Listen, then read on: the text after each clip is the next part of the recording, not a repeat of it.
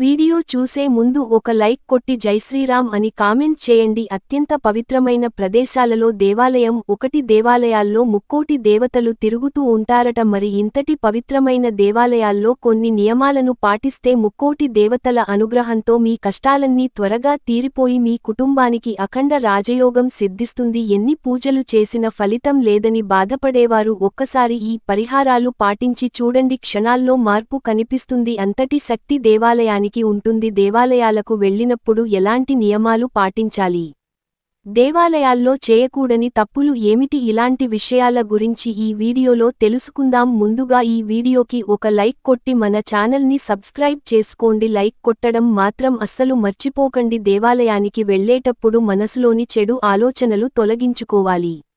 ఎలా పడితే అలా గుడికి వెళ్ళకూడదు. కొన్ని ముఖ్యమైన నియమాలను తప్పక పాటించాలి.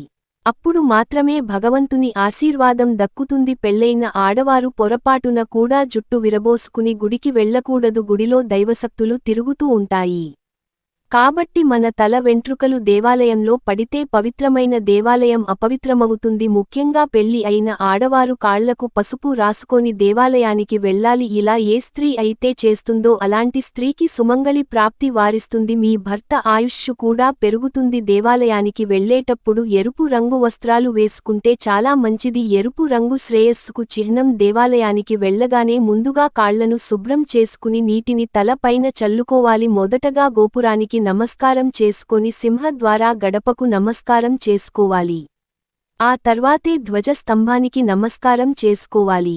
ధ్వజస్తంభం కుడివైపు నుండి మాత్రమే దేవాలయంలోకి ప్రవేశించాలి. దేవుడి దర్శనం పూర్తయిన తర్వాత ధ్వజస్తంభానికి ఎడమవైపు నుంచి బయటకు వెళ్ళాలి. ధ్వజస్తంభానికి ఎంతో దైవ శక్తి ఉంటుంది కాబట్టి దేవాలయానికి వెళ్లిన వారు ధ్వజస్తంభం దగ్గర పసుపు కుంకుమలు వేసి ఒక చిన్న దీపం వెలిగిస్తే మీ కుటుంబానికి చాలా మంచి జరుగుతుంది. దేవుని అనుగ్రహంతో విపరీతమైన ఐశ్వర్యం కలిసొస్తుంది. గుడిలోకి అడుగుపెట్టిన తర్వాత ముందుగా గుడి చుట్టూ 3 సార్లు ప్రదక్షిణలు చేసి మీ మనసులో ఏదైనా కోరుకోండి. మీ కోరికలన్నీ తప్పక నెరవేరుతాయి. అయితే గుడి చుట్టూ ప్రదక్షిణాలు చేసేటప్పుడు ధ్వజస్తంభంతో కలిపి ప్రదక్షిణాలు చేయాలి. అప్పుడు మాత్రమే మీరు చేసే ప్రదక్షిణాలకు ఫలితం దక్కుతుంది. తర్వాత గర్భగుడిలోకి ప్రవేశించి స్వామి వారిని దర్శించుకోవాలి.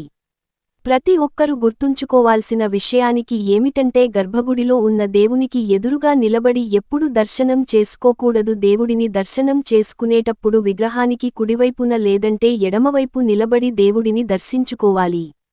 ఇక గర్భగుడిలో దేవుడిని దర్శించుకున్న తర్వాత తప్పకుండా శతగోపనం పెట్టించుకోవాలి. శతగోపనం పైన విష్ణుదేవుని పాదముద్రలు ఉంటాయి కాబట్టి పూజారి గారు మన తల పైన శతగోపనం పెట్టేటప్పుడు మీ మనసులో వెంటనే ఏదైనా కోరిక కోరుకోండి. ఆ కోరిక 10 రోజుల్లోనే తప్పక నెరవేరుతుంది. అలాగే గుడిలో ఉన్న గంటను 3 సార్లు మోగించి మీ మనసులో ఏదైనా కోరుకోండి. మీ కోరికలు నేరుగా స్వామివారి చెంతకు చేరుతాయి. అయితే దేవుడి దర్శనం పూర్తయిన తర్వాత ఎట్టి పరిస్థితిలోనూ గంటను మోగించకూడదు. అలా చేస్తే ఎలాంటి పుణ్యఫలితం దక్కదు. దేవాలయంలో తీర్థం తీసుకున్న తర్వాత ఆ చేతిని తలపైన రాసుకోకూడదు. తీర్థం తీసుకోవడం వల్ల చేయి ఎండిలవుతుంది. ఎంగిలి చేతిని తల పైన రాసుకోకూడదు కాబట్టి తీర్థం తీసుకున్న తర్వాత నీటితో మీ చేతిని శుభ్రం చేసుకోవాలి.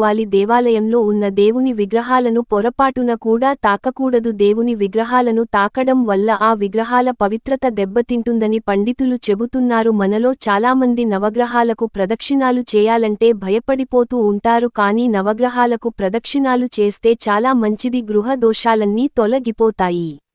అలాగే సంతానం లేని వారు రావి చెట్టుకు ప్రదక్షిణాలు చేస్తే త్వరగా సంతాన ప్రాప్తి కలుగుతుంది. దీర్ఘకాలిక అనారోగ్య సమస్యలతో బాధపడేవారు ఆంజనేయ స్వామి దేవాలయంలో 5 ప్రదక్షిణాలు చేయండి, మంచి ఆరోగ్యం లభిస్తుంది. ఇక శివాలయంలో మాత్రం ఎట్టి పరిస్థితుల్లోనూ సాధారణ ప్రదక్షిణాలు చేయకూడదు. శివాలయంలో కేవలం చండీ ప్రదక్షిణాలు మాత్రమే చేయాలి. గర్భగుడి నుండి బయటకు వచ్చిన తర్వాత కాసేపైన ఆలయ ప్రాంగణంలో కూర్చుని ఇంటికి వెళ్ళాలి. గుడిలో ఎన్నో దైవశక్తులు తిరుగుతూ ఉంటాయి. దీన్నే పాజిటివ్ ఎనర్జీ అని అంటారు. కాబట్టి కొద్దిసేపు ఆలయంలో కూర్చుంటే ఆ దైవశక్తులన్నీ మన శరీరంలోకి ప్రవేశిస్తాయి. తద్వారా దేవుని సంపూర్ణ అనుగ్రహం లభిస్తుంది. దేవాలయం నుండి నేరుగా మన ఇంటికే వెళ్ళాలి, వేరే వాళ్ళ ఇంటికి మాత్రం అసలు వెళ్ళకూడదు. మన శరీరం అంతా దైవశక్తులతో నిండిపోతుంది. కాబట్టి దేవాలయం నుండి ఇంటికి వెళ్ళగానే వెంటనే కాళ్ళు కడుక్కోకుండా ముందుగా మీ ఇంట్లోకి ప్రవేశించి ఒకసారి మీ ఇల్లంతా తిరిగేసి తర్వాత మీ కాళ్లను కడుక్కోండి. ఇలా చేస్తే మీ ఇల్లంతా దైవశక్తులతో నిండిపోతుంది. దేవాలయానికి వెళ్ళిన వారు తప్పనిసరిగా కుంకుమ బొట్టు పెట్టుకోవాలి.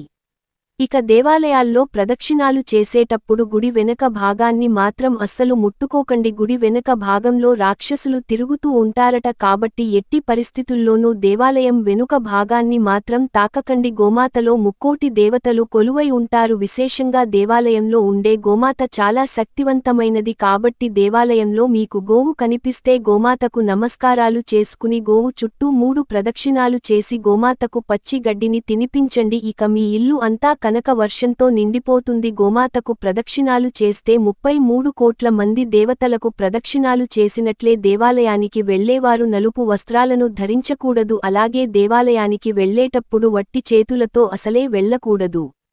పువ్వులు మరియు కొబ్బరికాయను ఖచ్చితంగా తీసుకువెళ్ళాలి.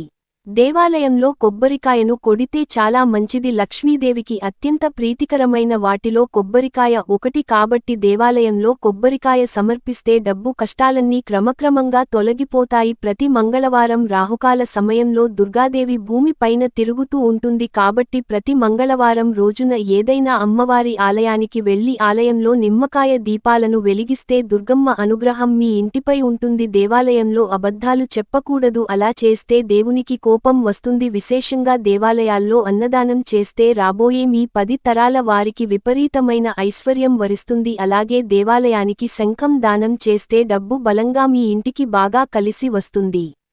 దేవుడిని దర్శించుకునే సమయంలో కళ్ళు మూసుకుని దైవాన్ని తలుచుకుని మీ విన్నపాలను దేవునికి చెప్పుకోవాలి. భగవంతుని మీదే మీ మనసును లగ్నం చేయాలి. మీకు ఎన్ని కష్టాలు ఉన్నప్పటికీ దేవాలయానికి వెళ్లి కాసేపు దైవ దర్శనం చేసుకుంటే మనసుకి ఎంతో ఆనందంగా ఉంటుంది, మానసిక ప్రశాంతత లభిస్తుంది. ఈ వీడియో మీకు నచ్చితే లైక్ చేసి సబ్స్క్రైబ్ చేసుకోండి. మీకున్న ధర్మ సందేహాల గురించి జై శ్రీరామ్ అని కామెంట్ చేయండి.